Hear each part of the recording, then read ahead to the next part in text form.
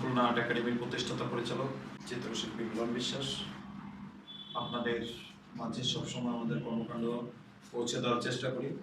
তো আজকে আমাদের শিক্ষার্থীরা 5 জন ছিল, 5 জন থেকে 2 জন অলরেডি ঢাকায় রওনা দিয়ে চলে গেছে, আর এমত অবস্থায় 3 জন আজকে যাবে। আমাদের আজকে একটি মডেল টেস্ট ছিল, কিন্তু তাদের ফাইনালভাবে আমাদের যেটা দিক নির্দেশনা দেওয়া উচিত একজন নবীন হিসাবে, যেটা আমি মনে করি তারা অন্য কোনো প্রতিষ্ঠানে এই ধরনের প্র্যাকটিক্যাল শিক্ষা তারা গ্রহণ করতে পারেনি।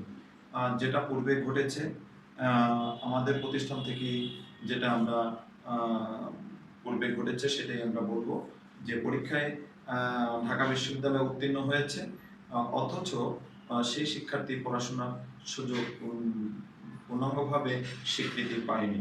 রেজাল্ট ফার্স্টে পজিশন এসেছে, তার চূড়ান্তভাবে রেজাল্ট জানার জন্য সরাসরি পরীক্ষা নিয়ন্ত্রকের পক্ষে যোগাযোগ করার জন্য একটি বিষয় ওখানে ওভাবে তুলে ধরা হয়েছিল রেজাল্টের তার পেজে।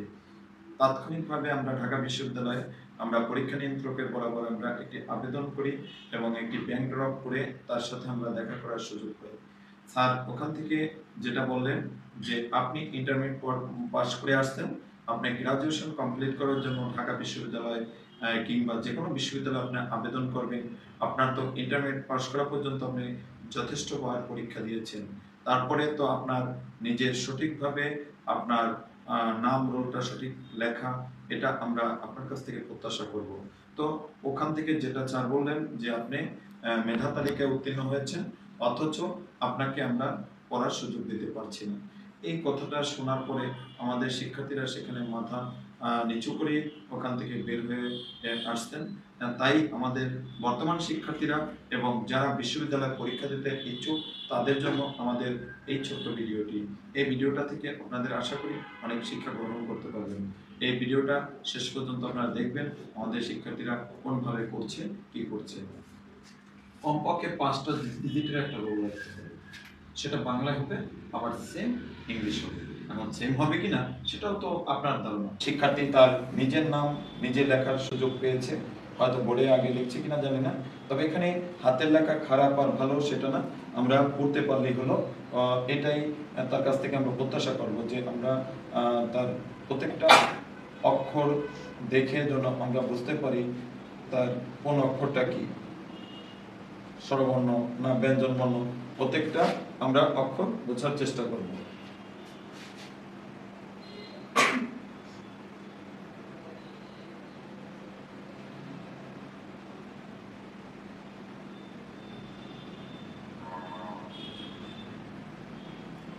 আপনি আর যে শব্দটা লিখছেন ওখানে হালকা একটু ভাঁজ দিতে হবে, কোনটা উপরে উপরে উপরে উপরে ওখানে একটু ভাঁজ দিতে হবে, তা নাহলে ওটা এন এর মতো মনে হবে অনেক সময়, বুঝছেন? ডানটাকে আপনার এন এর মতো মনে হতে পারে। এবারে রোলে আসি।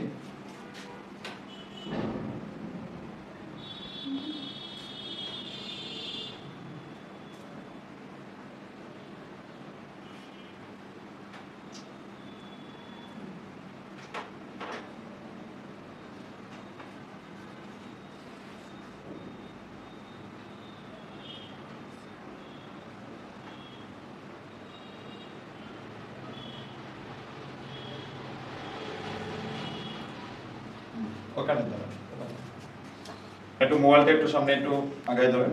বন্ধুরা দেখছেন তার নামটা আমরা চেয়েছিলাম বাংলায়, নামটা চেয়েছিলাম ইংলিশে, আমরা খুব সংক্ষেপে ভাবে তার কাছে চেয়েছিলাম। তাহলে জেরিন লিখছে জে রি ন, মাইশা, মাইশাটাও যা লিখছে এটা অন্তস্তিয়ার, এটা কিন্তু এটা বর মতো দিয়ে ফেলছে। যাই হোক, এখান থেকে একটু মুছতে হবে। তাকে আমি এই বিষয়টা পূর্বেও ব্রিফ দিয়েছি। তাহলে শুধু শিক্ষার্থী বা ছাড়ের ভুল হতে পারে, বাট হতে পারে কিনা সেটা এখনই প্রমাণ বের হয়ে যাবে। যাক, এখানে তার ইংলিশ যে নামের বানান দেয় সেটাও সঠিক দিয়েছে। এখানে লেখা আছে রোল বাংলা, তাহলে এটা কি বাংলা ডিজিট কিনা সেটা বলেন। এটা দেখেন বাংলা ডিজিট, এখানে সে লিখছে তার এডমিট দেখে, মোবাইল থেকে এডমিট দেখে তারপরে তার ঢাকা বিশ্ববিদ্যালয়ের রোলটা লিখেছে। ঠিক এখানে আছে রোল ইংলিশে, সেটাকে দেখে ইংলিশটাকে দেখে এপাশে সুন্দর বাংলায় করেছে। বাহ, খুব সুন্দর, অসাধারণ। মানে এই যে তাহলে কেমন করে তার রেজাল্টটা আমরা পাবো, এটা রেজাল্টটা কেমন করে উল্টে যেতে পারে আপনারা বুঝতে পারছেন। যে এই যে শিক্ষকের বা একটা প্রতিষ্ঠানের তখনই দোষ হয় যে সে ভালো ব্রিফ দেয়নি, ভালোভাবে কিছু করেনি। তো বন্ধুরা, আমরা ছোট্ট একটা প্রমাণ থেকে আপনাদের শিক্ষা এখনই দিয়ে দেওয়ার চেষ্টা করলাম এবং এখনই পেয়েছেন যে আপনার এটা কিন্তু প্রত্যেকটি স্টুডেন্টই ভুল করে। আমি মনে করি 100 স্টুডেন্টের মধ্যে 5 জন স্টুডেন্ট মিনিমাম এই ভুল করে। কারণ আমি আমার জানার মধ্যে আমার যত স্যারদের সাথে আমার পরিচয় আছে, স্যারদের সাথে দীর্ঘ সময় আমার কাটানোর সময় বিভিন্ন রকমের আমি তাদের কাছ থেকে জানার চেষ্টা করি এবং পরীক্ষার সময় স্টুডেন্টরা কেমন করে ভুল করে, কি কি ভুল হয়ে থাকে বা কোনগুলা ভুলের আওতায় চলে যায়, গাইডলাইন থেকে একটু আপনার বাইরে গেলেই তার খাতাটা বাজেয়াপ্ত হয়, এইসব রুলসের জন্যই বাজেয়াপ্ত হয়ে যায় খাতাটা। তো আমরা বোঝাতে চাচ্ছি যে আপনার এই ভিডিওটা অবশ্যই আপনার শিক্ষণীয় যারা শিক্ষার্থী এবং আমাদের যে শিক্ষার্থী সে তার মুখে শুনবো যে এই দীর্ঘ 4 মাসের যে প্রচেষ্টা তোমার, এটা টোটাল ব্যর্থ না? ব্যর্থ কিনা? তাহলে এটা কি আজকে তুমি ব্যাচে না আসলে কি পেতে? মুখ থেকে কথা বলো। তুমি অন্যটা জেনারেল ব্যাচ করছো, কোন ব্যাচ করছো সেটা এখানে উত্তোলন করার দরকার নেই। করছো কিনা? সেখান থেকে এই ধরনের প্র্যাকটিক্যাল শিক্ষা কখনো পেয়েছো? হ্যাঁ, জোরে কথা বলো। তাহলে আজকে তোমাকে আমি লাস্ট এই যে শিক্ষাটা দিলাম, আজকে দুজন আমাদের শিক্ষার্থীরা অলরেডি বাসে চলে গেছে, তারাও কিন্তু এই শিক্ষাটা পায়নি। এখন তারা যদি পূর্বে পেয়েছে, খাতায় আমি দেখাইছি, কিন্তু বোর্ডে তো আজকে নিজে নিজে দেখতে হচ্ছে। যাই হোক, এখন এই ভিডিওটা যদি গাড়িতে বসে সে দেখে, তাহলে তারও তো শিক্ষা কি হবে? শিক্ষা বৃদ্ধি হবে, তাই না? মা সঠিক পথে সে চলতে পারবে। তো বন্ধুরা, আমরা শুধু এটা আমাদের শুধু গোপনত্ব ভাবে আমাদের স্টুডেন্টদের শিক্ষা দেওয়ার জন্য না, আমি প্রত্যেকটা শিক্ষার্থীর জন্য শুভকামনা করি এবং যারা চারুশিল্পী হিসাবে জীবনকে গড়ার জন্য স্বপ্ন দেখছেন তাদের জন্য আমার ফুরন্ত ভালোবাসা এবং আমার আশীর্বাদ রইল। তো আমরা এখন যেটা করব, যাই হোক, আমাদের শিক্ষার্থী অনেকটা ট্যালেন্ট।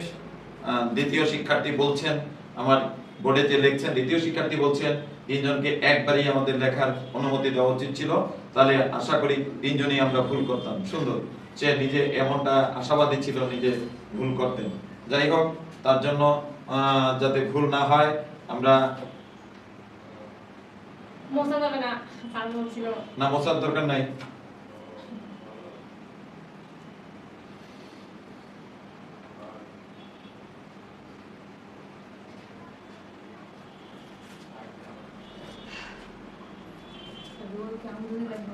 পাঁচ ডিজিটের রোল লেখেন, 5 ডিজিট, 5টা বা 6টা ডিজিটের দিলেই হলো।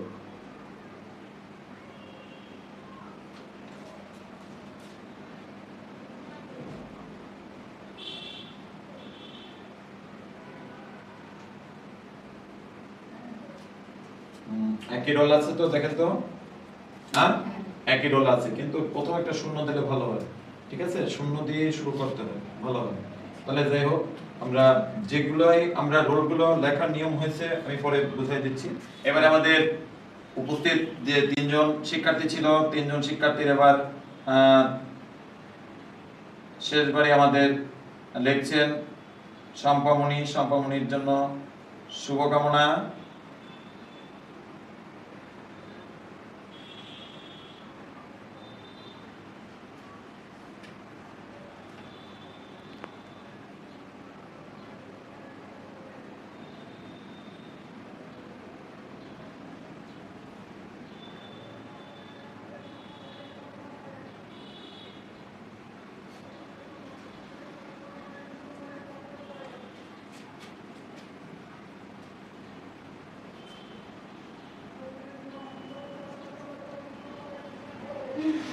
হাসির কি হলো?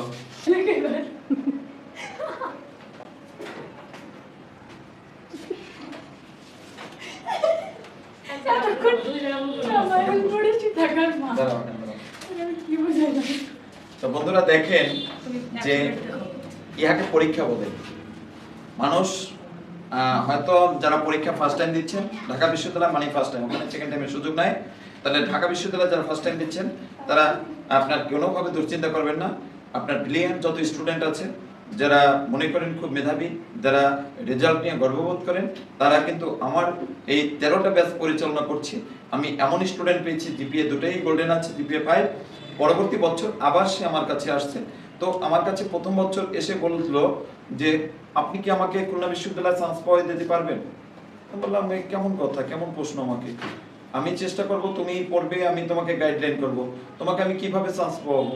তো সে বলল যে আমি তো আসলে ফাইন আর্টসে পড়তে চাই না, আমি তো একটু ফোর্থ সাবজেক্ট হিসেবে পরীক্ষা দেওয়ার জন্য এসেছিলাম আপনার কাছে। আমি আপনার মতো স্টুডেন্টকে আমি পড়াই না। যারা ফোর্থ সাবজেক্ট ভাবে একটা সাবজেক্টকে, তাদেরকে একটা চারুকলাকে যারা ফোর্থ সাবজেক্ট ভাবে তাদেরকে আমি গাইডলাইন করি না, প্লিজ অন্য জায়গায় আপনি দেখে নেবেন। পরবর্তী বছর ওই স্টুডেন্ট আবার আসছে। হ্যাঁ, মানে আমি তখন তার কাছে শুনলাম যে আপনি কোথাও চান্স পাননি? তা বললো যে সরি বুঝলাম না। বললাম যে আপনি কোথাও চান্স পাননি, আপনি গত বছর এসেছিলেন, আপনি ফাইন আর্টস পরীক্ষা দিবেন ফোর্থ সাবজেক্ট হিসাবে, আমি আপনাকে এখান থেকে বললাম যে না, ইম্পসিবল, আমি কখনো ফাইন আর্টসের যারা ফোর্থ সাবজেক্ট হিসাবে দেখবে তাদেরকে আমি গাইডলাইন করি না। তো এই যে এবছর আবার আসলেন, আপনার তো জিপিএ দুটাই 5, আপনার তো মেডিকেলে বা ইঞ্জিনিয়ারিং বুয়েটে অন্য জায়গায় হয়ে যাওয়ার কথা, কেন আপনি এখানে আসতেন? তা বললো যে আপনি কি শিওর, আমাকে তখন বলে আমাকে কি শিওর আপনি খুলনা বিশ্ববিদ্যালয়ে চান্স পাওয়া দিতে পারবেন? তখন আমি বললাম যে খুলনা বিশ্ববিদ্যালয় না, আপনি কোনো বিশ্ববিদ্যালয়ে আপনাকে শিওর দিয়ে কেউ কোনো, আমি আমার ক্ষমতার এটা সাধ্য নাই, বাট এটা কারো কোনো স্যারের ক্ষমতায় নেই। তাহলে প্রত্যেকটা ইউনিভার্সিটির স্যারদের সন্তানগুলো শুধুমাত্র বিশ্ববিদ্যালয়ের সিট দখল করে বসে থাকতো। আমার জানা মতে আমার মিনিমাম 10 জন স্যারদের সাথে ওটা বসে আছে, তার 10 জন স্যারের সন্তানরাই দেখা যায় বেশি প্রাইভেট ইউনিভার্সিটিতে, প্রাইভেট মেডিকেলে বিভিন্ন জায়গায় পড়াশোনা করছে, কিন্তু তার নিজের বিশ্ববিদ্যালয়ে সুযোগ করে দিতে পারেনি। এটা হচ্ছে মেধার উপর নির্ভর করে। তাই আমি বলবো, আপনারা যারা স্বপ্ন দেখছেন বিশ্ববিদ্যালয়ের, অন্যের চেষ্টা, অন্যের কথা মতো রেজাল্টের গর্ববোধ করা, এগুলো থেকে বিরত থাকুন এবং আপনার সঠিকভাবে পরীক্ষা দিন। আমার যদি ভিডিওতে কোনোভাবে আপনি উপকৃত হয়ে থাকেন, আপনি দেখছেন আমাদের প্রথম শিক্ষার্থী ভুল করেছে, দ্বিতীয় শিক্ষার্থী সাথে সাথে করেছে, তার মানে হয়তোবা সে ওভার কনফিডেন্স নিয়ে করেছে, তার একটু ভুল নির্ভুলভাবে করেছে। পরবর্তী 3 নম্বর ছাত্রী আবার সেই ফার্স্ট ছাত্রীর মতোই পুনরায় আবার সে কিন্তু সে এই ভুলটা করেছে। এখানে বাংলায় তো লিখতে হবে যে রোল বাংলায় লেখো, মাত্র 2টা ইন্টারফেসে লিখতে হবে, একটা নাম আর একটা রোল। এই 2টা অপশন পূরণ করতে গিয়ে সে দ্বিধাদ্বন্দ্ব করছে। তাহলে হাজার হাজার প্রশ্ন নিয়ে কিভাবে সে ওখানে মোকাবেলা করবে, কিভাবে সে হাজার প্রশ্ন মাথায় নিয়ে ওখানে সাবমিট করবে? তাহলে এটা হচ্ছে কনফিউশন, আর এটা হচ্ছে বেশি ব্যস্ততা। এটা হচ্ছে বেশি ব্যস্ততা থাকলেই তার জন্য আসলে খুব খারাপ দুর্ভোগ হয়ে যেতে পারে। এজন্য আপনাদের জন্য সাজেস্ট থাকলো আমার পক্ষ থেকে যে আপনার পরীক্ষার প্রশ্নটা পেয়ে বেশ সময় আপনি পড়বেন।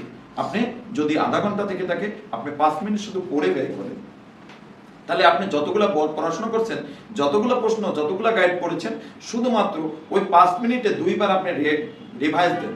যখনই রিভাইজ দেবেন, মাথা থেকে টোটালটা যত পড়াশোনা করছেন সব ডিলিট হয়ে যাবে। যখন আপনার আমার সাজেশনের মতো চলবেন সেটা না, আপনি যদি ভালো মনে করেন, আমার গাইডলাইন যদি আপনার পছন্দ হয়, তাহলে আপনি হয়তো আপনার ভাগ্য খুলে যেতে পারে। ইউনিভার্সিটিতে চান্স পাওয়া একটা ভাগ্যেরও ব্যাপার থাকে।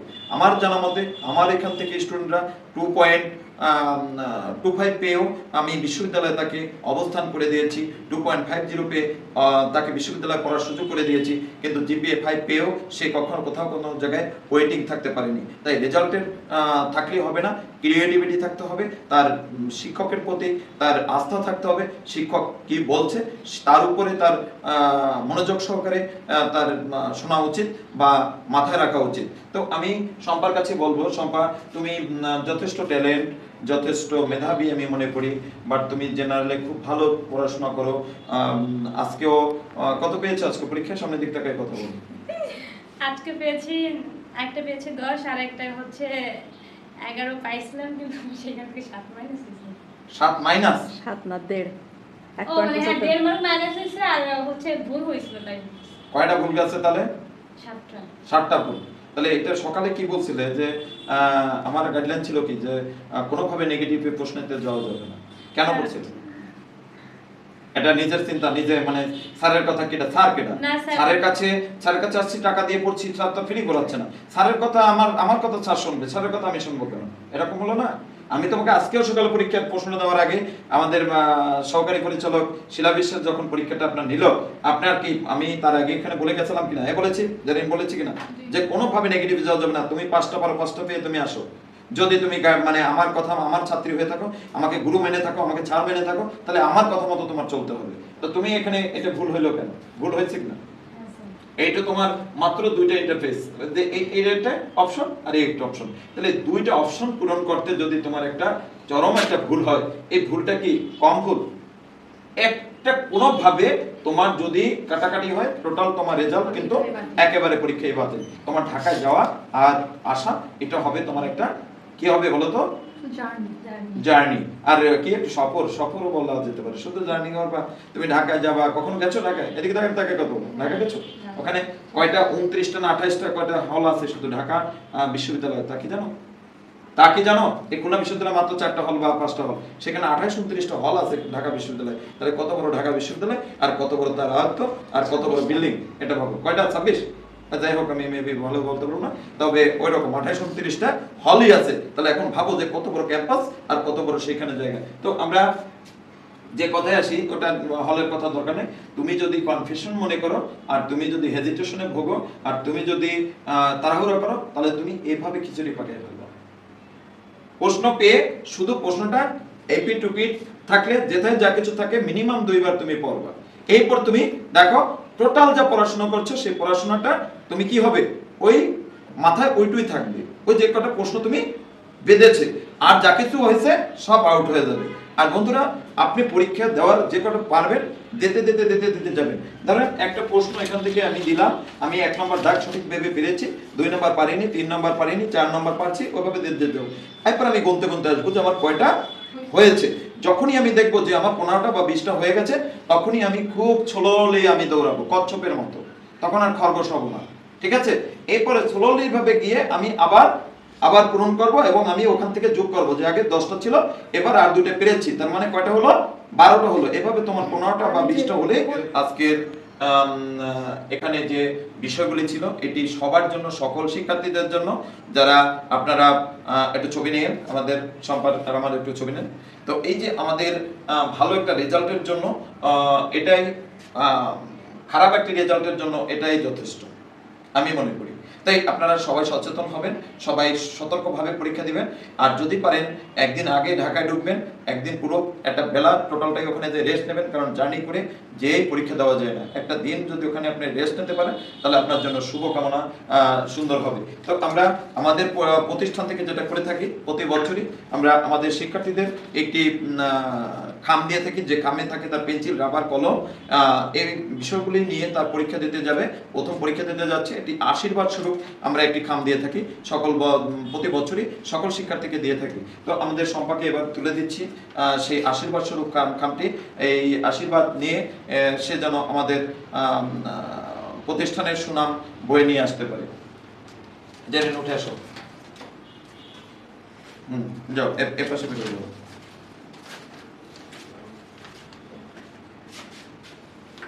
আমরা সকলের কামে একই বিষয় দিচ্ছি, আপনারা সবাই শুভকামনা করবেন। আর আমাদের এবারে জেরিন জায়গায় চলে যাও, আমাদের জয়ামণি আসো। আর গতদিন আমাদের 2জন শিক্ষার্থীকে আমরা আশীর্বাদ দিয়েছি, তারা আজকে ঢাকায় চলে গেছে অলরেডি। আমরা জয়া বৈরাগীকে আমরা আশীর্বাদ করছি, প্রতিষ্ঠানের পক্ষ থেকে শুভকামনা করছি। জয়া বৈরাগী সফলভাবে ফিরে আসুক আমাদের প্রতিষ্ঠান থেকে। আমাদের এত সময় যারা ভিডিওটা দেখছেন বা ভিডিওটায় ছিলেন, সকলের জন্য শুভকামনা, এবং খুলনা আর্ট একাডেমির যত শুভাকাঙ্ক্ষী সদস্যগণ আছেন এবং পূর্বে যত শিক্ষার্থীরা এখান থেকে বের হয়ে গেছেন, তাদের সকলের জন্য শুভকামনা। আপনারা সবাই আমাদের বর্তমান 13তম ব্যাচের শিক্ষার্থীদের জন্য শুভকামনা করবেন, তারা যেন সঠিকভাবে সুন্দরভাবে পরীক্ষায় সফল হয়ে ফিরতে পারে, তবে তাদের পরিবারও শান্তি পাবে, তার নিজের একটা লক্ষ্যে পৌঁছাতে পারবে, এমনটা প্রত্যাশা করে আমি চিত্রশিল্পী মিলন বিশ্বাস এই ভিডিও থেকে ইতি টানছি। সবাই ভালো থাকবেন।